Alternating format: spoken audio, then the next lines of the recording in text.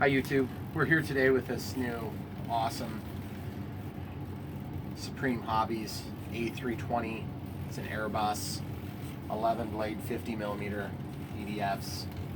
Retractable landing gear. Let's show you that real quick just because I can't get enough of it. It's so sweet. Gear door open, gear door close, 10-second delay, and then these things will close. You notice the tape here covering up the exposed wires that went to the nacelles.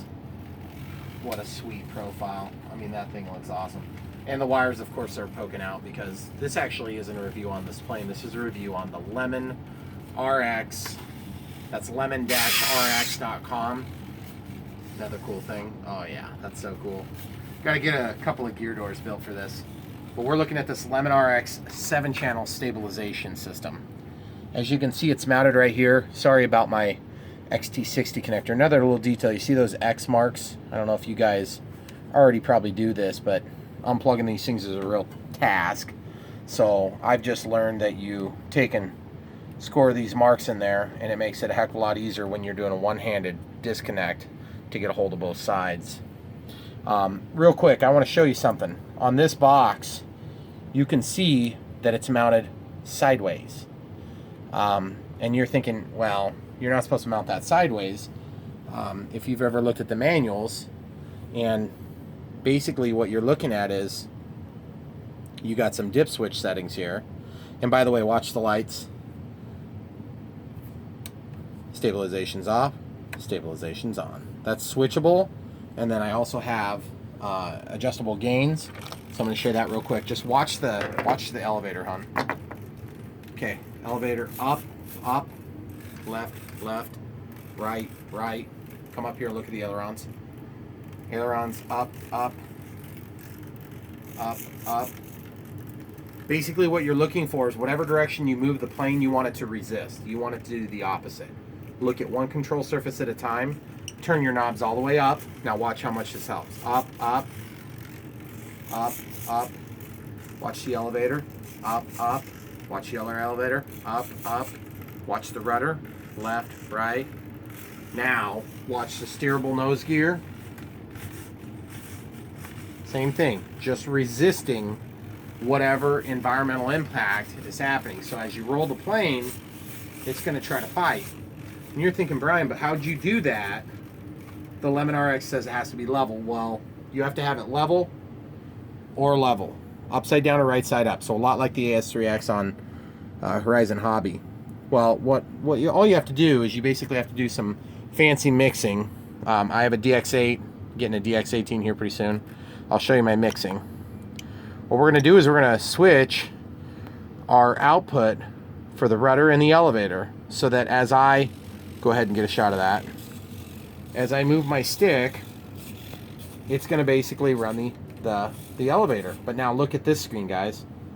You can see that's my rudder output. You're saying, how do you do that without making the elevator move? Well, again, a lot of you guys have probably already seen how to do this. I'm going to go down to mixing. Let's get a shot view of this here. Bench view. Might be a little easier for these guys to see. So you're going to go into mix. I want this right there. Can you hold that there? Okay, so basically, we're going to go mixing.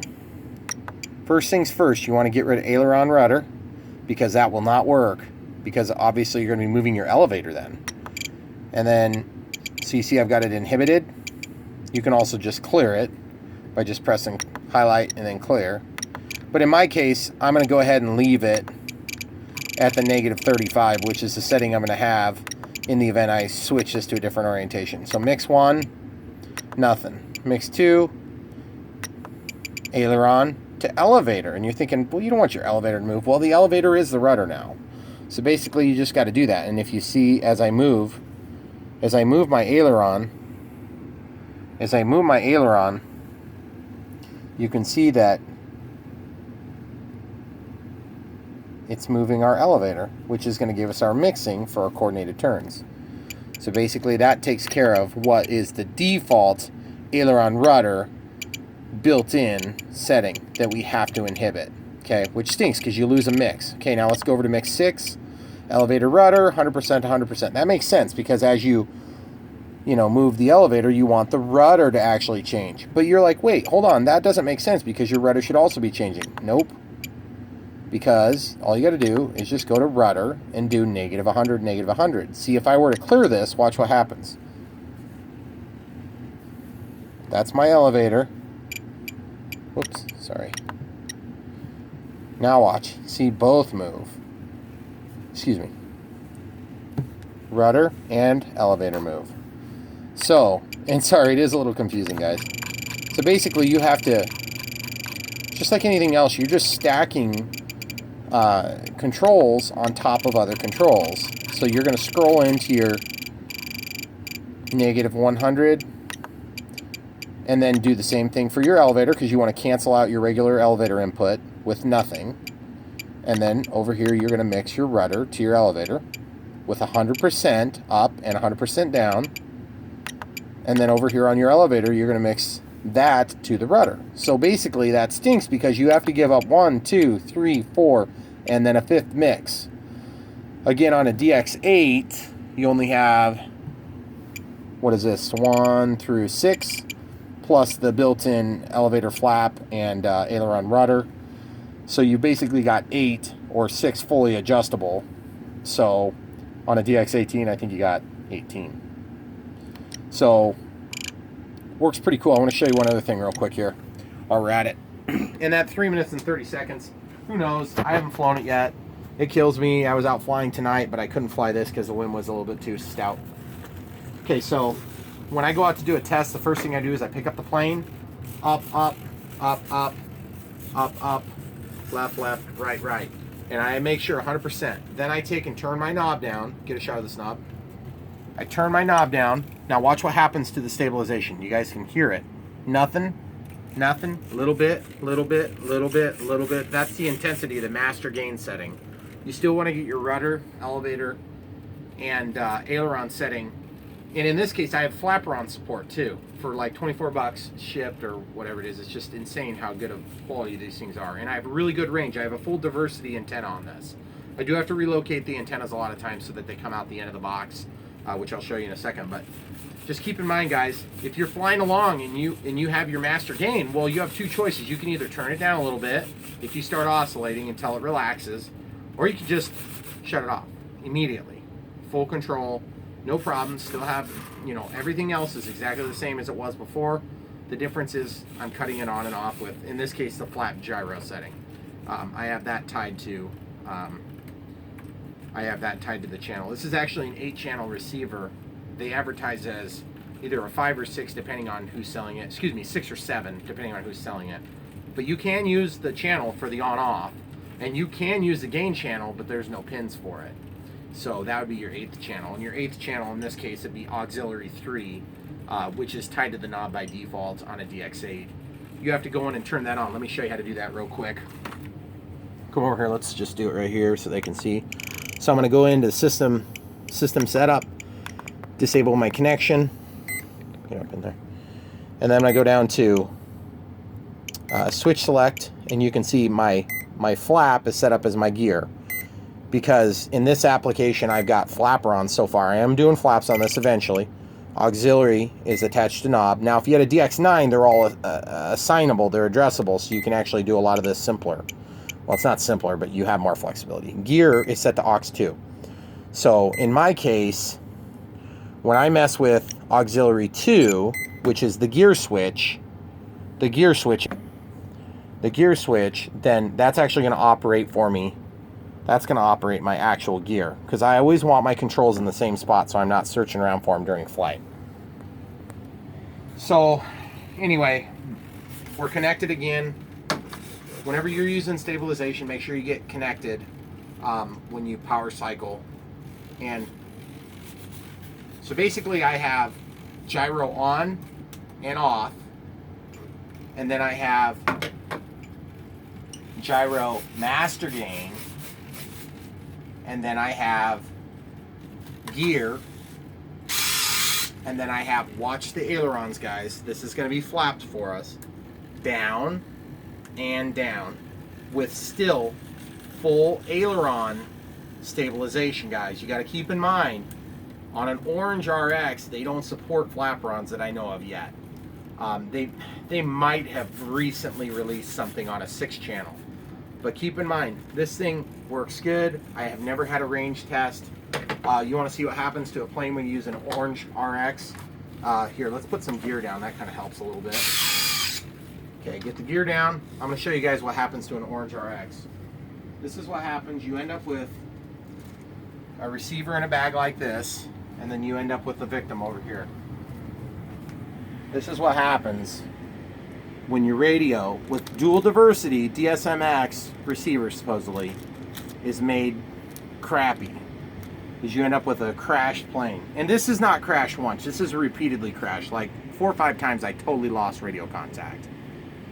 So anyway, guys, be careful. Orange RX is cheap, but first of all, you can't get them. Hobby King doesn't keep stuff in stock. Sorry, Hobby King, keep them in stock. I would never make a video like this. Lemon RX, never had anything out of stock that I wanted to order. You can get that thing for cheaper. It's more channels. It gives you the extra flexibility for flaps and or flap arounds depending on your setup. The other thing is, look, I'm plugged into the bind plug, and look at that. That's my gear are plugged in there. So you actually have a really concise, lighter package, smaller package, cheaper package, shipped from Hong Kong in like 4 or 5 days. Always in stock, never have a problem. I don't know why anybody would ever use an orange RX.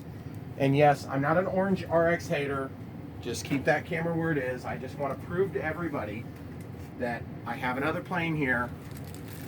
Embedded in this, there's an orange RX receiver, ultralight. Great. I'll use orange where orange works. But I've been burned by them once, and I'm scared to death to put it in a model. The other thing is, when you're using a cheap receiver, just do a range test. Save yourself the trouble of having a disconnect. And you're saying, well, Brian, why didn't you do it on this? I did multiple times. This thing, I'd be flying along, and all of a sudden, bam, no signal, and it would crash to the ground. Like, I don't think the throttle would continue, at least, but it would get to the ground and all the servos would be jammed into one angle. And it's just really frustrating because, you know, good luck getting customer support from Hobby King. I think I got credit for like a battery once, but they're, you know, they won't ever give you your money back, that's for sure. And I'm not even asking for it. I'm just saying, be careful if you use an orange RX.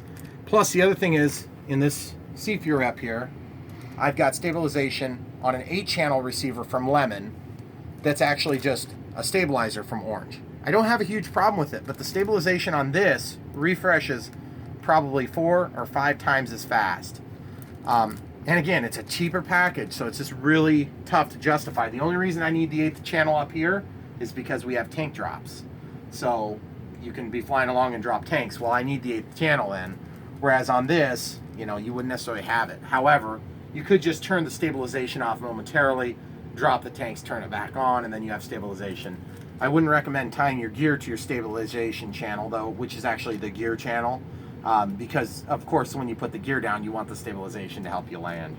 And yeah, for all of you saying you don't need stabilization, take off the training wheels, well, you're not paying to replace my planes when I crash, so I'm going to keep using stabilization as long as it keeps making it look better, fly easier, and nobody gives you crap when you have AS3X like I do on this plane. But anyway, I've got Lemon RX 7-channel, Lemon RX 7-channel, Lemon RX 7-channel, Lemon RX 8-channel without stabilization, with orange stabilization, AS3X, no stabilization because it just absolutely doesn't need it. But guys, really, for the same price, go get yourself some Lemon RX receivers. Great quality. Documentation is poor, as is typical from Chinese junk, but they do have a manual, and the manual's available if you ask them, or if you look it up. They have an RC Groups link. Very good manual, super detailed, shows you all sorts of setup. And to be perfectly honest, it's not that hard to set these things up. Most of the dip switches are self-explanatory. Yes, you can run this with a 5-channel receiver. That's why they use the gear channel for the stabilization on-off. You can always use the master gains and then on-off rather than having the gain control.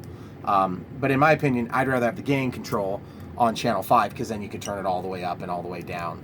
So anyway, guys, couple of tidbits on receivers. Go out and get yourself some, 24 bucks maybe. The thing is, you can also get the satellite antennas. Just go for the diversity antenna if you want to keep a small, simple package. I think it's the same price to get a non-diversity with a satellite, but I just as soon have one less box, because I mean, for God's sakes, look inside of this thing. It's so full.